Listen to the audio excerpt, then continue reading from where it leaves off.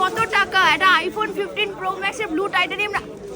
15 plus দাদা এটা 56 ওটা ইউজ করে কিন্তু 15 তো এটার ক্লাস 15 তো 15 কার ফেস ভ্যালু কাকে দেখাচ্ছে ইএমআই চলছে ভাই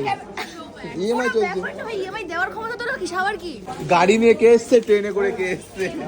আরে সেটা বাড়ির সামনে তো গাড়ি ট্রেনে করে এসছিস আমার ট্রেনে করে তুই এসছি বল আমার পক্ষে সম্ভব হবে কলকাতা থেকে ট্রেনে করে আমার দমদমে বাড়ি ভাই দমদম তো কলকাতা দমদম গ্রাম।